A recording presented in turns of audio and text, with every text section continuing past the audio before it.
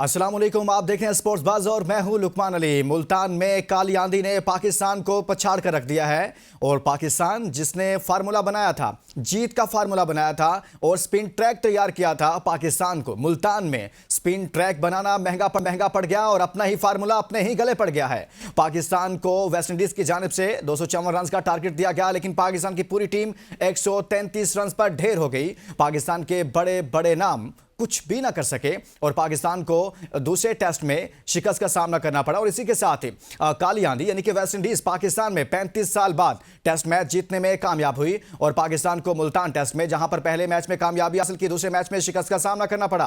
पाकिस्तान की batting lineup बुरी तरह से एक्सपोज हुई, कोई भी बड़ा नाम बड़े रन नहीं कर पा रहा और साथ में पाकिस्तान वर्ल्ड टेस्ट चैंपियनशिप में 9वें नंबर पर यानी कि आखिरी नंबर पर चला गया। पाकिस्तान से ऊपर बांग्लादेश भी है, पाकिस्तान के ऊपर वेस्टइंडीज भी पाकिस्तान से पहले मौजूद है, लेकिन पूरी टेस्ट चैंपियनशिप में पाकिस्तान की सबसे बुरी तरीन परफॉर्मेंस है। इसके साथ साथ आज के प्रोग्राम में हम बात करेंगे चैंपियंस ट्रॉफी के स्क्वाड के हवाले से। अभी तक ताखीर का शिकार है, लेकिन कहा यह जा रहा है कि कुछ नाम चेयरमैन पीसीबी को हतमी तौर पर भिजवाए गए हैं, उसके बाद उनकी मंजूरी होगी।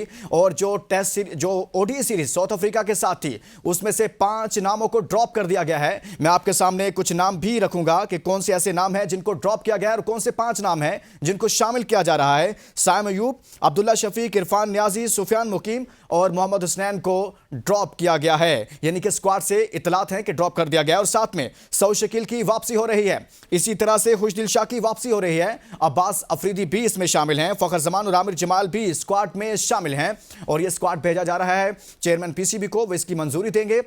उसके बाद पाकिस्तान क्रिकेट बोर्ड अनाउंसमेंट करेगा, लेकिन ये जराए से हमारे पास खबरें आ रही हैं, जो ही पाकिस्तान क्रिकेट बोर्ड हतमी फैसला करेगा तो भी आपके सामने मुकम्मल स्क्वाड रखेंगे। लेकिन आखिर में हम बात करेंगे उस कप्तानी में मुसलसल पाकिस्तान बुरी तरह से फ्लॉप हो रहा है और वो हैं शान मसूद। देखें तो कितने टेस्ट मैचेस हैं उनकी कप्तानी में पाकिस्तान खेला और कितने में नाकामी का सामना करना पड़ा। उनके कुछ स्टैट्स हैं जो आपके सामने रखते हैं कि क्या करते रहे हैं शान मसूद। अपनी कप्तानी में मजमूई तौर पर 12 मैचेस खेले गए हैं और 9 मैचेस में पाकिस्तान को शिकस्त का सामना करना पड़ा है। 3 मैचेस में ही सिर्फ पाकिस्तान को कामयाबी मिली है शान मसूद की कप्तानी में, यानी कि बुरी तरीन परफॉर्मेंस है शान मसूद की। बतौर कैप्टन देखा जाए तो मुल्तान में वेस्टइंडीज़ के हाथों भी शिकस्त हो गई है। आगे बढ़ेंगे, लेकिन अभी शामिल करेंगे आज की टॉप स्टोरीज। पाकिस्तान अपने ही बनाए स्पिन पिच के जाल में फंस गया, मुल्तान टेस्ट वेस्टइंडीज के नाम।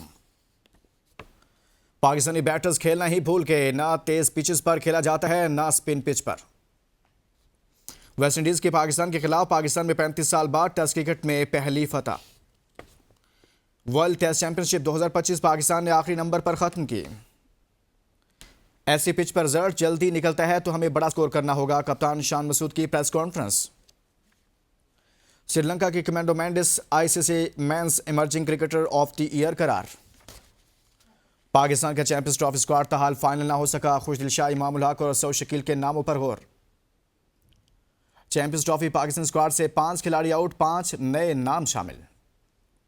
वाजबात की अदम अदायगी, पाकिस्तान उस समय 6 गैर मुल्की खिलाड़ियों ने बीपीएल मैच का बाइकआउट कर दिया।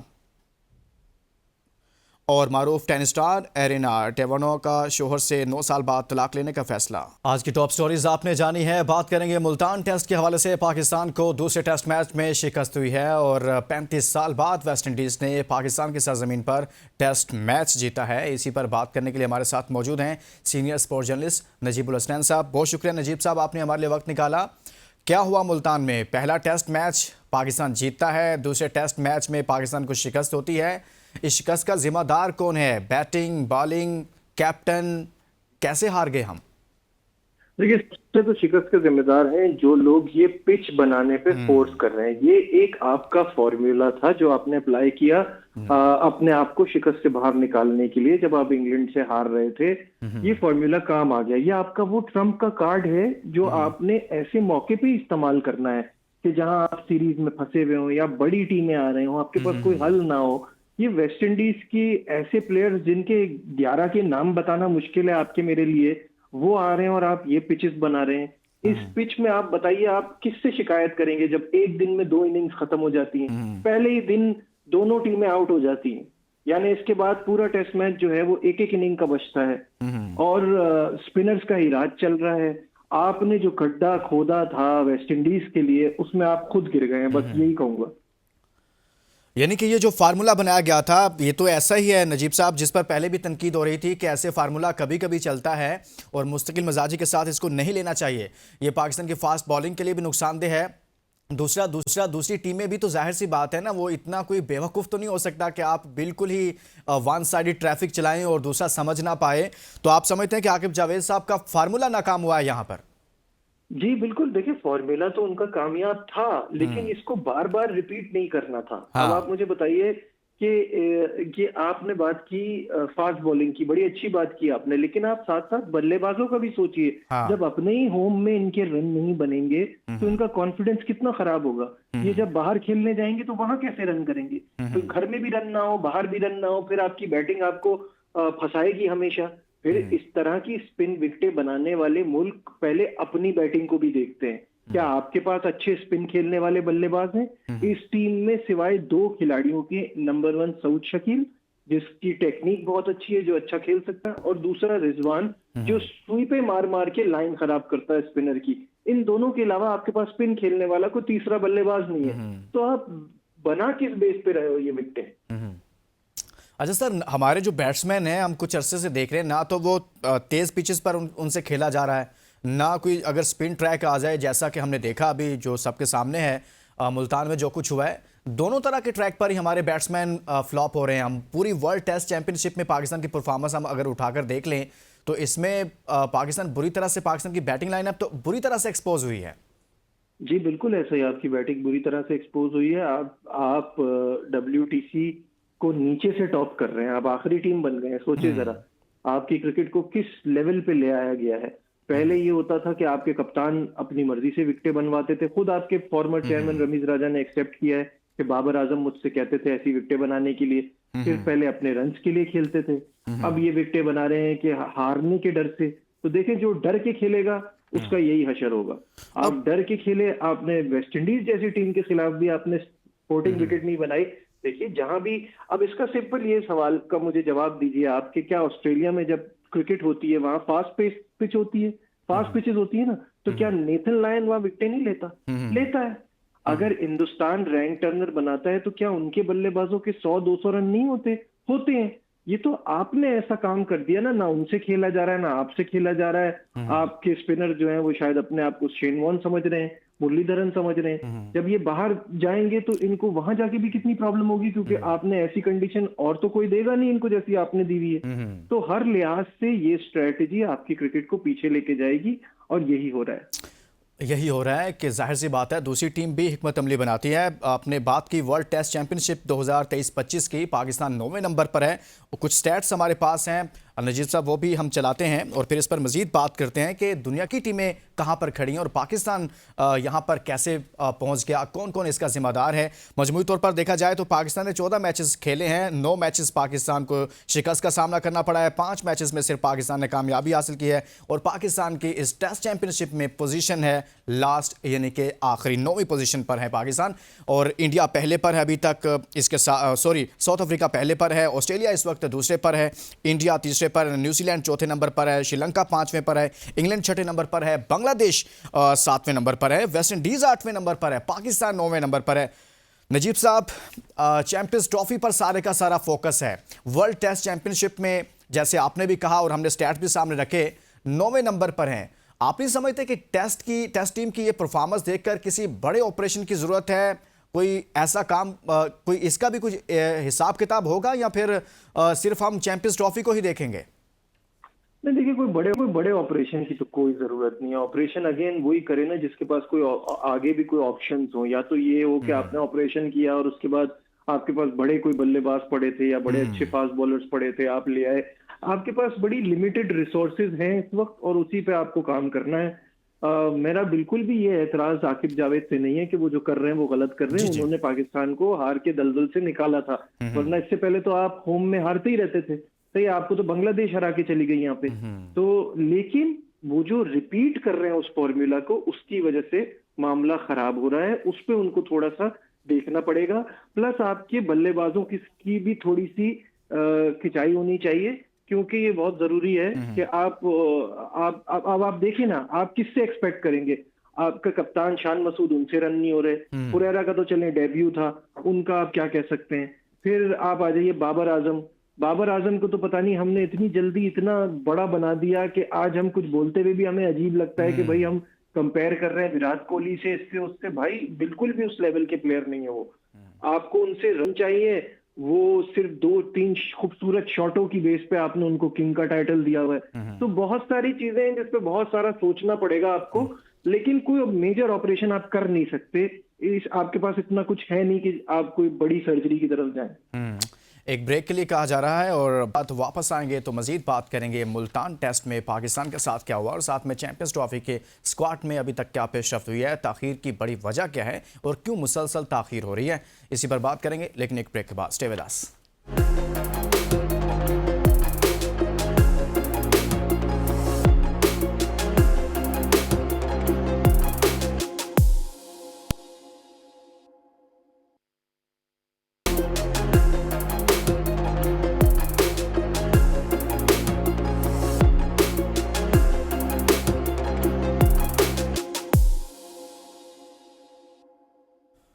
Welcome back. हम बात करें मुल्तान टेस्ट पर, जहां पर पाकिस्तान को दूसरे टेस्ट मैच में शिकस्त का सामना करना पड़ा है। पहले टेस्ट मैच में पाकिस्तान ने कामयाबी समेटी थी, ताहम दूसरे टेस्ट मैच में पाकिस्तान बुरी तरह से नाकाम हुआ है और वो फार्मूला जो पाकिस्तान अप्लाई कर रहा था और मुसलसल उस फार्मूले के तहत पहले इंग्लैंड को शिकस्त दी, फिर वेस्ट इंडीज़ के लिए भी वही सब कुछ किया, लेकिन यहाँ पर काम सब उलट हो गया और पाकिस्तान के गले पड़ गया वो फार्मूला। बज़ाहिर बहुत सारी कामयाबियां ज़रूर सिमेटी। हमारे साथ मौजूद हैं senior sports journalist Najibul Hasnain साहब। नजीब साहब, अगर हम बात करें शान मसूद की कैप्टनसी की, तो शान की बतौर कैप्टन परफॉर्मेंस जो है, 12 मैचेस हैं, 9 मैचेस उनकी कप्तानी में पाकिस्तान हारा, सिर्फ 3 मैचेस जीते हैं। उनकी कप्तानी को कैसे देखते हैं आप? देखिए, ये नंबर्स जो है ना, ये बड़ा नाइंसाफी करते हैं किसी के भी साथ। जी जी। इनमें से तो आप पहले लगा लीजिए ऑस्ट्रेलिया के टेस्ट मैचेस, वो आप कौन से बड़े कप्तान की क़यादत में जीते हैं जो इनकी क़यादत में जीत जाते। सही है।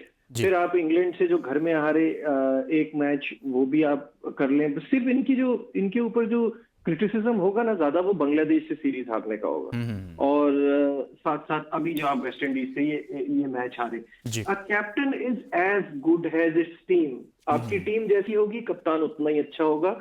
सिर्फ प्रॉब्लम ये है कि शान मसूद को अपनी परफॉर्मेंस में कंसिस्टेंसी लानी होगी।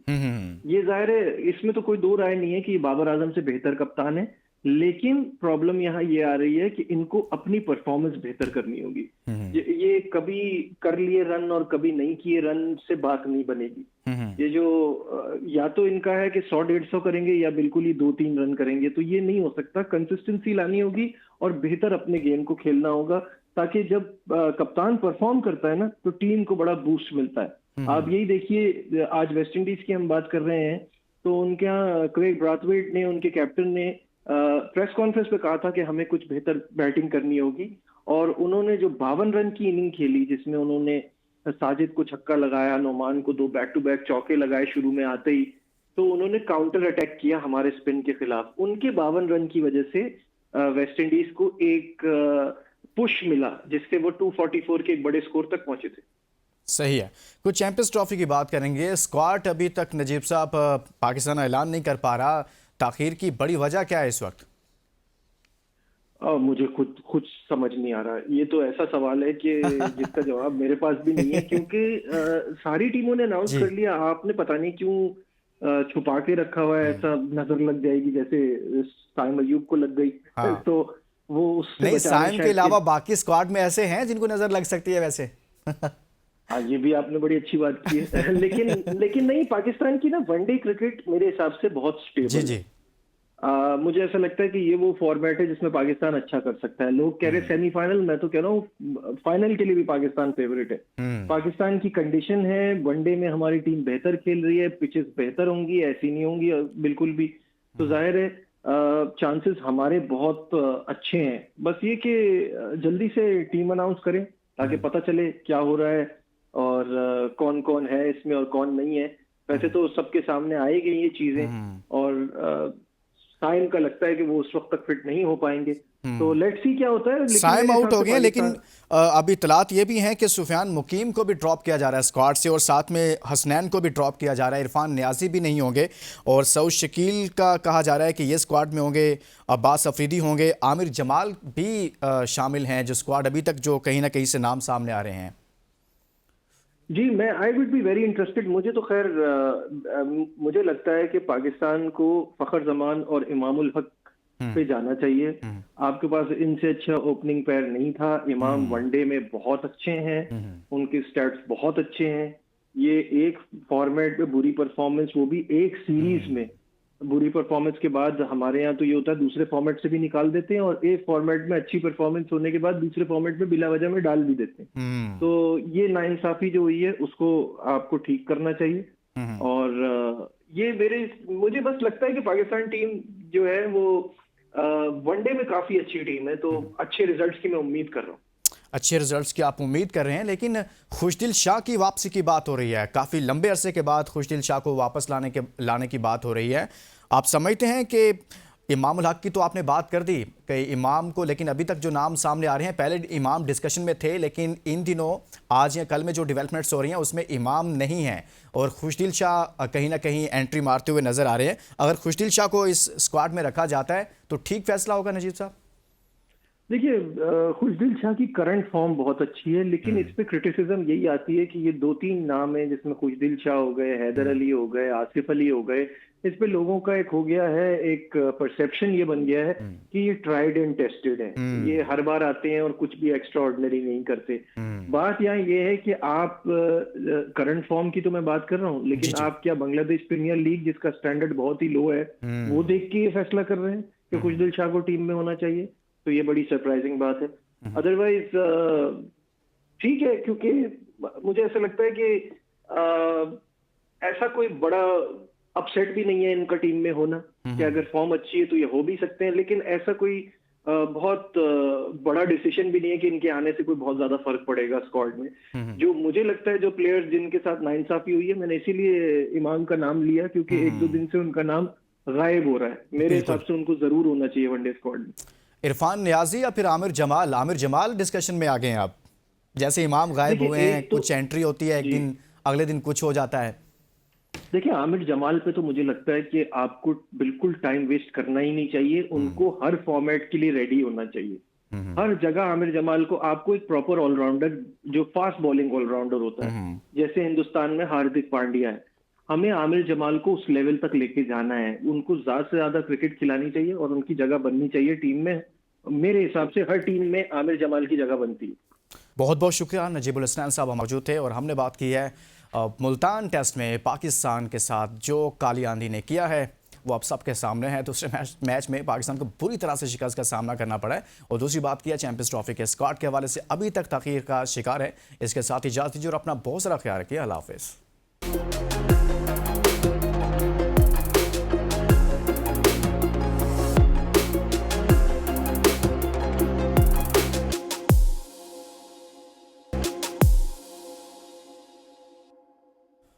Welcome back. हम बात करें मुल्तान टेस्ट पर, जहां पर पाकिस्तान को दूसरे टेस्ट मैच में शिकस्त का सामना करना पड़ा है। पहले टेस्ट मैच में पाकिस्तान ने कामयाबी समेटी थी, ताहम दूसरे टेस्ट मैच में पाकिस्तान बुरी तरह से नाकाम हुआ है, और वो फार्मूला जो पाकिस्तान अप्लाई कर रहा था और मुसलसल उस फार्मूले के तहत पहले इंग्लैंड को शिकस्त दी, फिर वेस्ट इंडीज़ के लिए भी वही सब कुछ किया, लेकिन यहाँ पर काम सब उलट हो गया और पाकिस्तान के गले पड़ गया वो फार्मूला। बज़ाहिर बहुत सारी कामयाबियां ज़रूर समेटी। हमारे साथ मौजूद हैं senior sports journalist Najibul Hasnain साहब।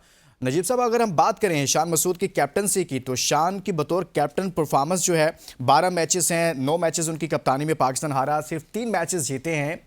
उनकी कप्तानी को कैसे देखते हैं आप?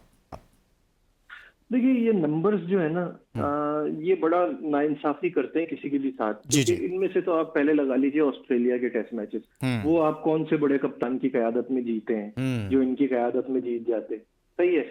फिर आप इंग्लैंड से जो घर में हारे एक मैच, वो भी आप कर लें। सिर्फ इनके ऊपर जो क्रिटिसिज्म होगा ना ज्यादा, वो बांग्लादेश से सीरीज हारने का होगा।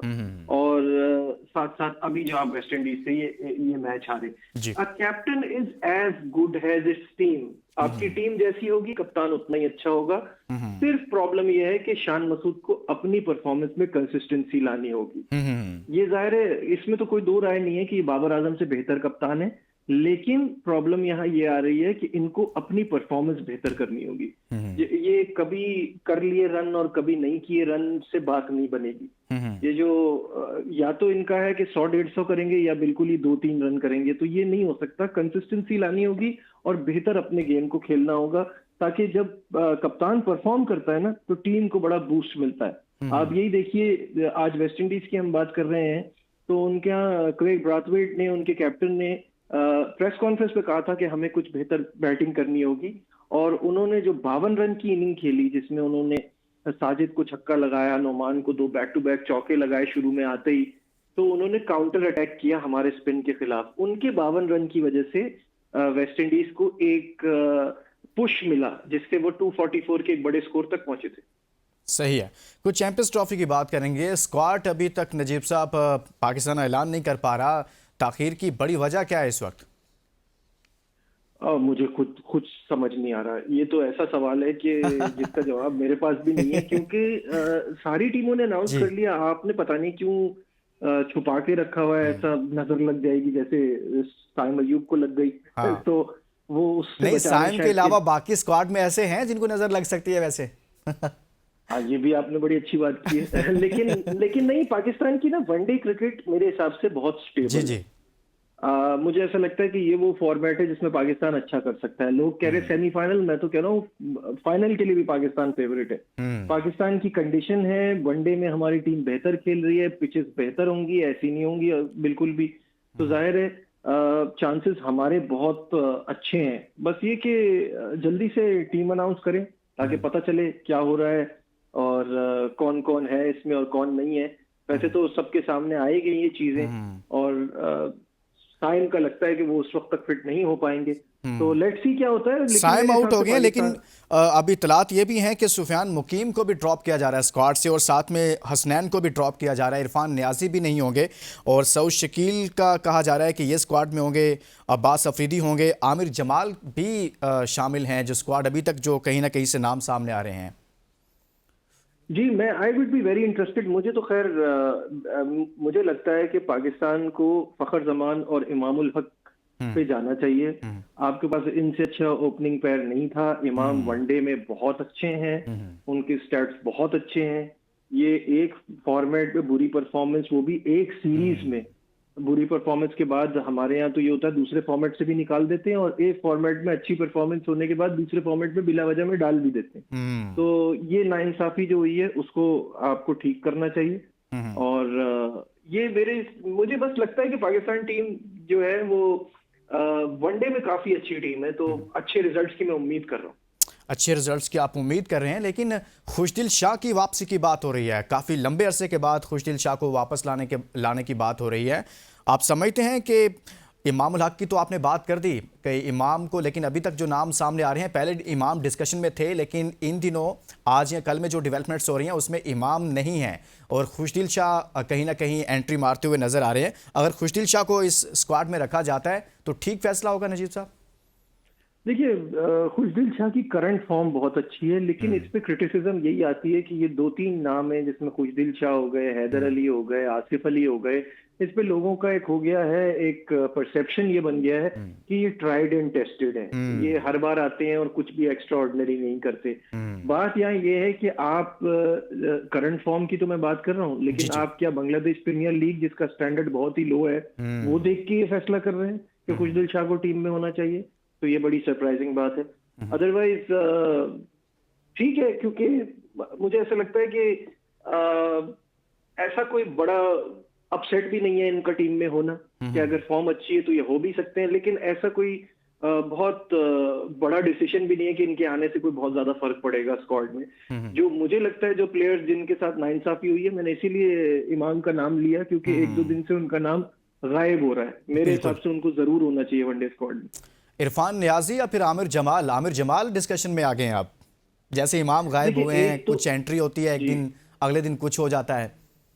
देखिए, आमिर जमाल पे तो मुझे लगता है कि आपको बिल्कुल टाइम वेस्ट करना ही नहीं चाहिए। उनको हर फॉर्मेट के लिए रेडी होना चाहिए। हर जगह आमिर जमाल को, आपको एक प्रॉपर ऑलराउंडर, जो फास्ट बॉलिंग ऑलराउंडर होता है, जैसे हिंदुस्तान में हार्दिक पांड्या है, हमें आमिर जमाल को उस लेवल तक लेके जाना है। उनको ज्यादा से ज्यादा क्रिकेट खिलानी चाहिए और उनकी जगह बननी चाहिए टीम में। मेरे हिसाब से हर टीम में आमिर जमाल की जगह बनती है। बहुत बहुत शुक्रिया, नजीबुल हसनैन साहब हम मौजूद थे और हमने बात की है मुल्तान टेस्ट में पाकिस्तान के साथ जो काली आंधी ने किया है वो अब सबके सामने है। दूसरे मैच में पाकिस्तान को बुरी तरह से शिकस्त का सामना करना पड़ा है और दूसरी बात की है चैंपियंस ट्रॉफी के स्क्वाड के हवाले से अभी तक तखीर का शिकार है। इसके साथ इजाज़त दीजिए और अपना बहुत सारा ख्याल रखिए। अल्लाह हाफिज़।